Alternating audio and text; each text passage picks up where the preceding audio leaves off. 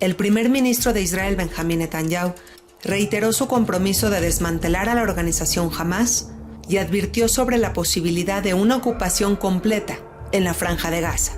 Esto después de la difusión de videos de los rehenes en los que se les ve en condiciones deplorables. Por supuesto que la tensión aumentó en toda la población, pero ¿será que la sociedad israelí y el gobierno buscan cosas distintas? En entrevista para Enlace Judío, el especialista Ezra Shabot responde. Hola Ezra, ¿cómo estás? Gracias por estar aquí en Enlace Judío. Gracias Nadia y gracias a Enlace Judío por esta plática. Bueno Ezra, no hay otra forma de iniciar esta plática que conversar sobre esta iniciativa que está teniendo Benjamín Netanyahu y otras personas de su gobierno de ocupar Gaza. Ahora sí que lo que hemos estado temiendo, lo que quizá podría llevar el antisemitismo todavía más arriba, quizá podría suceder. ¿Qué aristas tendría esto? Mira, la verdad es que cada día cambia el escenario. Cuando estamos grabando esto, la situación es bastante difícil.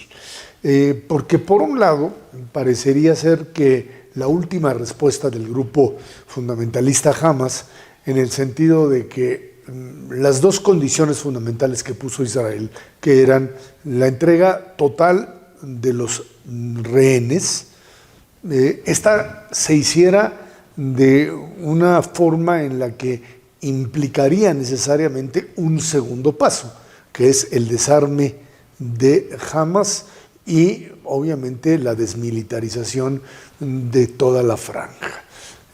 Ante esto Hamas dijo no y se retira, y entonces el juego, tanto norteamericano como israelí, pasa a la siguiente fase, que es la de decir, bueno, pues si no hay interlocutor, entonces vamos a ocupar militarmente la franja.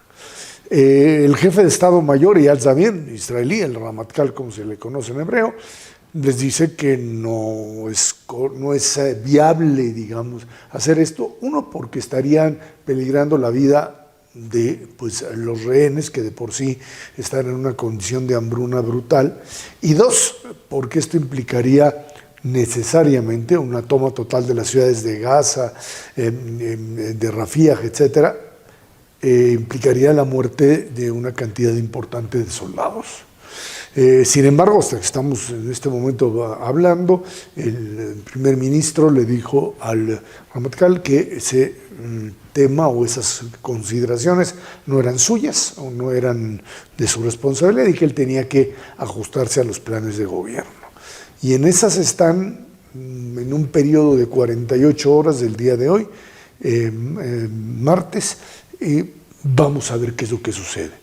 Una entrada, una irrupción del ejército israelí a Gaza rompe otra vez con este equilibrio bastante catastrófico que se está viviendo en la franja, y por supuesto esto está generando dentro de Israel otra vez una confrontación, porque no solamente son los familiares de los secuestrados, de los rehenes que todavía están vivos, también aquellos que los perdieron y que están estos rehenes sepultados en la franja de Gaza, exigen que de una manera clara se fije como prioridad eso. Es algo que obviamente el gobierno de Netanyahu decidió mandar a un segundo plano, porque sigue teniendo la certeza de que su gobierno no cae, que el sector religioso desde afuera, religioso ultraortodoxo, no sionista, no lo va a dejar caer, y en ese sentido puede seguir avanzando de aquí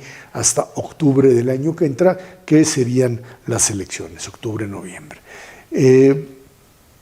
Es un escenario complicado y, por supuesto, además pondría Israel, si es que esta invasión se produce y se toma toda la franja, otra vez va con el control militar de 2 millones de palestinos, que nadie va a aceptar en ningún lugar. Todo esto es solamente habladurías, y otra vez meternos a un espacio de rechazo por parte de esta población, que implica actos de terror y por supuesto la muerte de soldados.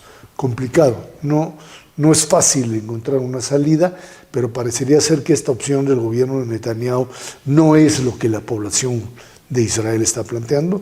En términos de encuestas, la mayoría de la gente quiere que esta guerra se acabe, que haya una negociación, que aunque implique el dejar a Hamas en este momento armado, esto salve a los rehenes y deje de sacrificar soldados.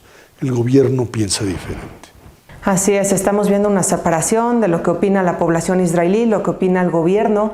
La verdad es que sería algo terrible ocupar una ocupación israelí en la Franja de Gaza, porque ya sucedió en el pasado, en 1967 hasta el 2005, y fue en ese periodo que surgió Hamás. Así que ya tenemos como experiencia que esa no es una buena opción. Pero al mismo tiempo, Esdra, no tenemos otros candidatos. Es decir, para quien quiera criticar esta iniciativa del gobierno de Netanyahu, ¿qué le contestarías? ¿Cuál podría ser, sí, un camino viable? Mira, yo creo que la postura ya del gobierno israelí es muy difícil de defender. Básicamente por el hecho de que se trata de una situación muy complicada. Hamas ha logrado poner en la agenda el tema del concepto genocidio, que está dando vueltas, incluso dentro de la sociedad israelí. Insistiría, si Hamas habla de 60,000 muertos, no sabemos de esos 60,000, suponiendo que esa es la cifra real, cuántos de ellos son o eran combatientes, llamémosle así, o sea, parte del grupo que estaba armado y que era parte de la guerra. Y entonces, pues también hay que hacer esa distinción, porque lo que hizo Hamas el 7 de octubre no fue ir sobre soldados, también sobre soldados, pero fundamentalmente masacrar directamente población civil. El hecho es que la estrategia israelí se fue también por la idea de una presión social, esta idea de no permitir la entrada de alimentos, porque los alimentos eran prácticamente gasolina para Hamas. O sea, al mismo tiempo que evitaban una hambruna, porque finalmente llegaban a la población, le servían como moneda de cambio para conseguir armamento y seguir funcionando y seguir gobernando. O sea, Israel se metió después del 7 de octubre en un pantano del cual hoy no puede salir, a diferencia de lo que sucedió en Líbano, en donde, como no tenías rehenes de ese lado, que es el punto clave, pues pudiste en un momento determinado aniquilar el liderazgo, como lo hiciste en Gaza, pero al mismo tiempo desarmar prácticamente a Hezbollah y en ese sentido darle oportunidad al Estado libanés para reconstruirse. Esto no lo tienes en Gaza. En Gaza tienes un problema de hambre, en Gaza tienes un problema muy complicado de gobernabilidad, de quién, si no es Israel dominando, ¿a quién vas a poner?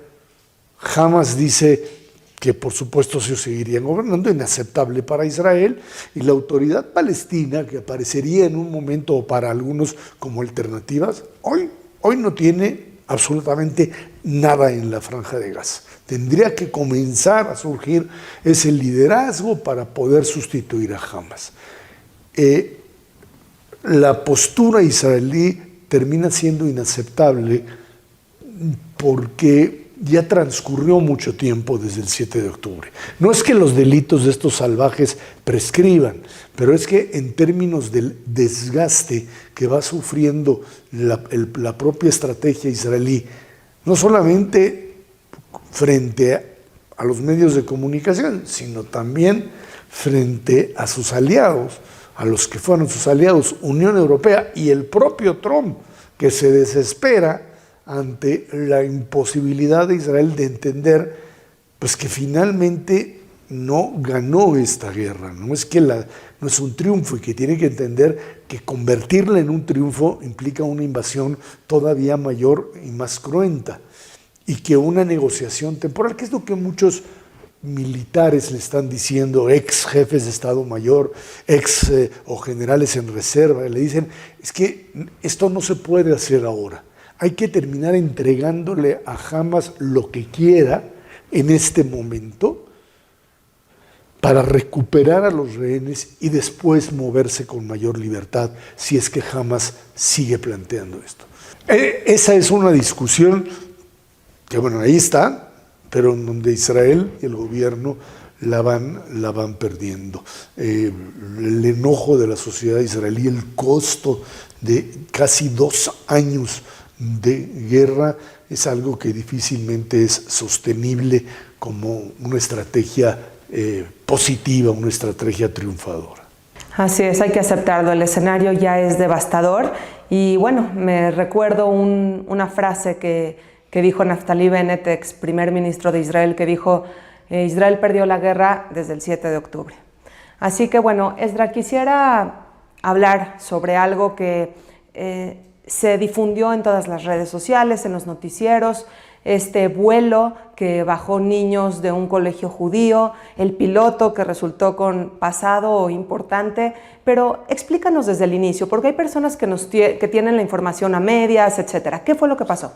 A ver, es que hay 2 casos en este sentido. Este que tú estás mencionando, en donde, bueno, pues lo saben, adolescentes escandalosos suben a un avión y, como es común, no había control sobre ellos y empezaron a cantar y a gritar cosas de apoyo a Israel. Venían prácticamente pues, desde Francia a una especie de campamentos de verano educativos.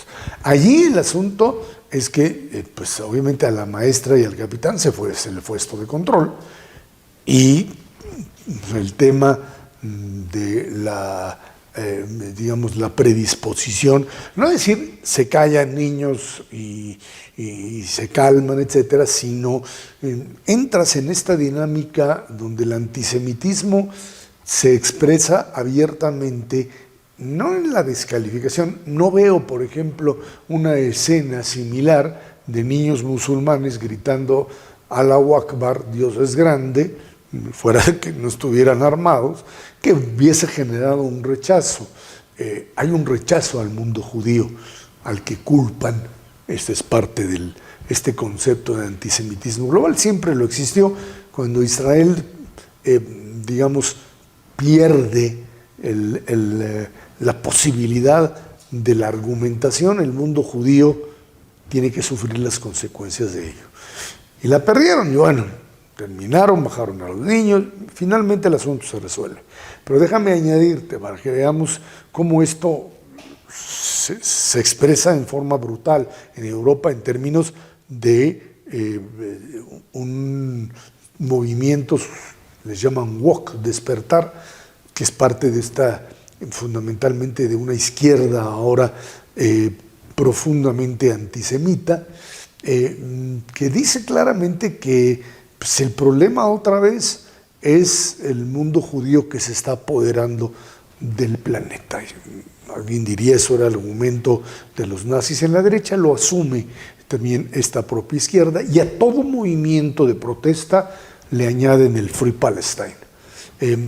Sin importar si hay un vínculo entre esto y otro, el nacionalismo catalán, los nacionalismos en Francia, logran articular este antisemitismo latente en toda Europa. Como decía Elie Wiesel, el antisemitismo no se muere en Auschwitz, no se acaba. De hecho, el antisemitismo continúa después de Auschwitz.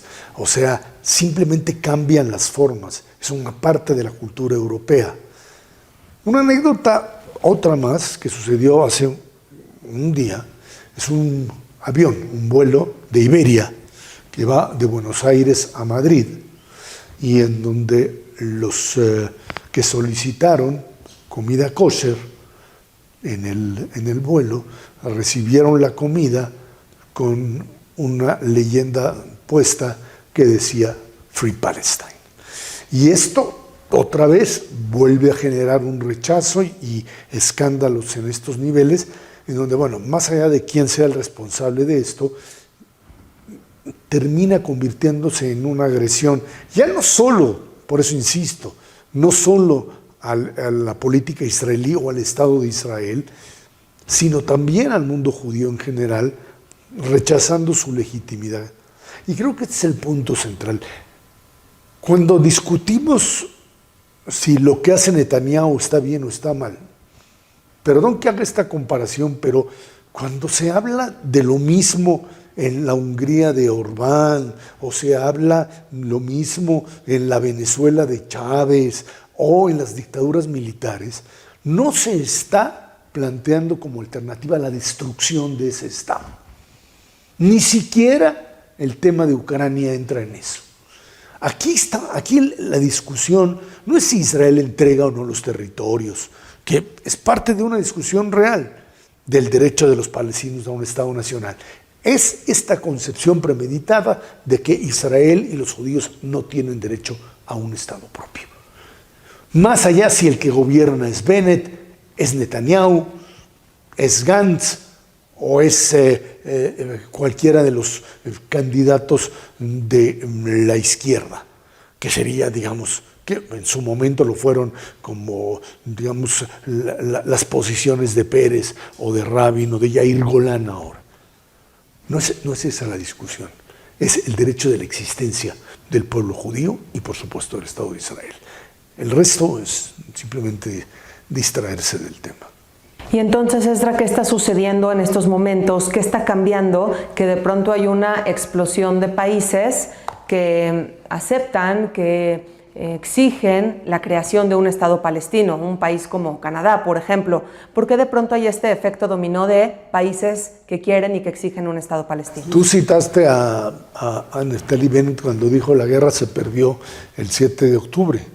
Bueno, pues el problema que se presenta aquí es que para encontrarle una salida a todo esto, la propuesta es, a ver, es una propuesta que no funciona porque en la práctica no se puede hacer, pero sí es importante entenderla. No es solo que se crea un Estado palestino, dicen, que Hamas se retire, desaparezca, o que entregue a los rehenes, entregue las armas, y se cree un Estado palestino en Cisjordania y en Gaza, controlado por una autoridad palestina reformada. En este momento, hacer ese tipo de expresiones tan detalladas, o sea, una cosa es decir, los palestinos tienen derecho a un Estado propio, en donde se negociarán las fronteras, etc. Y otra cosa es plantear una especie de apuesta al futuro, sacando de la ecuación a alguien que está dentro. O sea, primero tienes que deshacerte de Hamas de una o de otra manera y después entonces ver la posibilidad de ese tipo de solución. ¿Por qué se complica?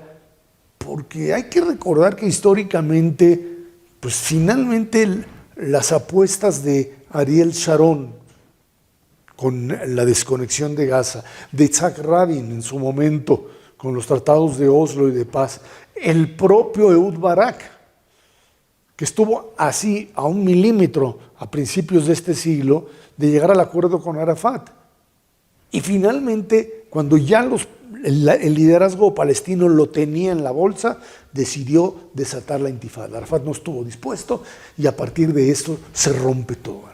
Es muy difícil en este momento y en este contexto hablar de una solución que implique la creación ahora de un Estado palestino. En todo caso, tienes que volver a una situación de convivencia, de encuentro, de bajar y en un proceso de negociaciones que tiene que llevar tiempo, de recuperación de confianza y de interlocución para poder avanzar.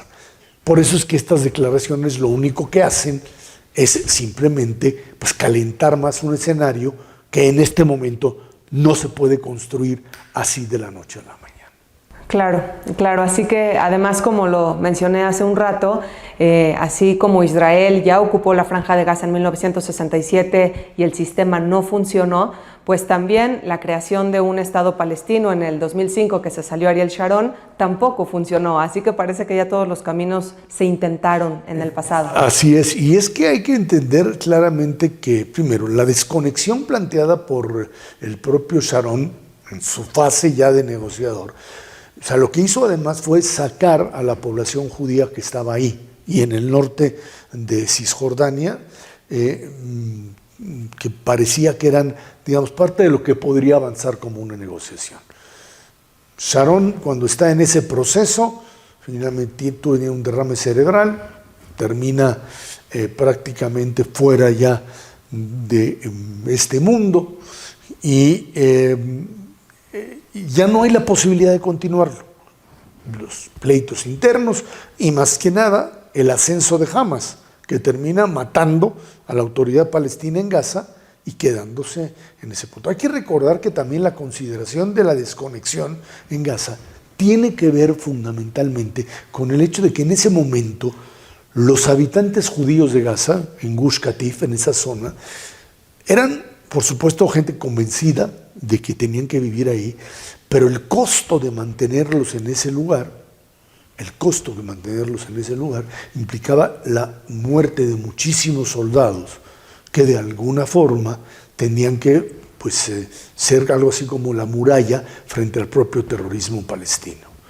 Y volvemos otra vez al punto, las opciones de negociación fracasaron, pero también la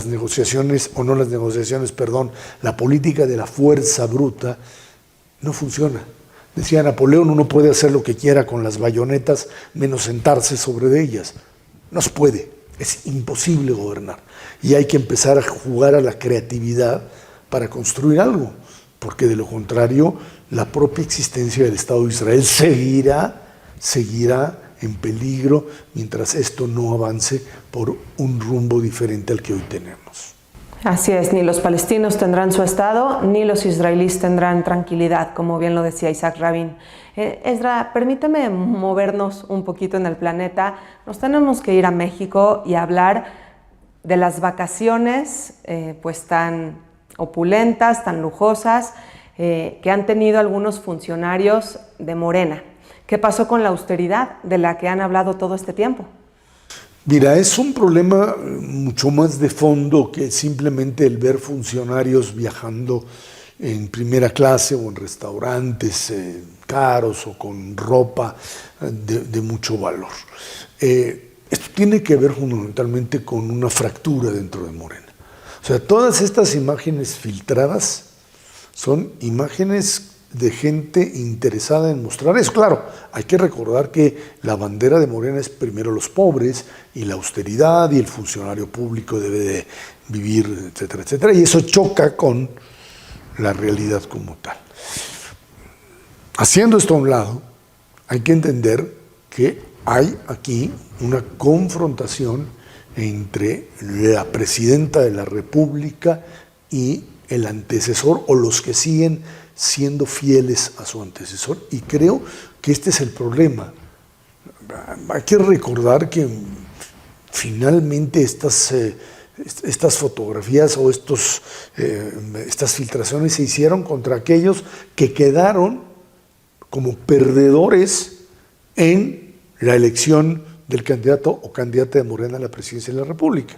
Son las fotos, bueno, todo el tema de Adán Augusto, todo el tema de Ricardo Monreal. Síguele. El único que queda fuera, ¿sí? El único que queda fuera de estos es Marcelo Ebrard, que parecería ser que está aislado de este conflicto. Pero el resto de aquellos que se supone, pues de una u otra manera le deben el puesto al antecesor, pues ahora están siendo golpeados. Es obvio que presidente o presidenta hay una y que el poder no se comparte. Cuando esto no se entiende, entonces tenemos este tipo de conflictos. Que políticos se enriquecen en México no es una novedad, pero que de una u otra manera terminen siendo buscados por este tipo de excesos es comprensible. Así que para tener la lengua larga hay que tener la cola corta, y estos políticos no la tienen. Claro, así es. Si uno presume austeridad, no puede al mismo tiempo ser fotografiado en esos lujos. Ezra, muchísimas gracias por tu tiempo, por hablarnos siempre de distintos países, de diferentes escenarios, y estamos siempre en contacto para próximas entrevistas. Muchas gracias, Nadia, y gracias a Enlace Judío por esta plática. Gracias.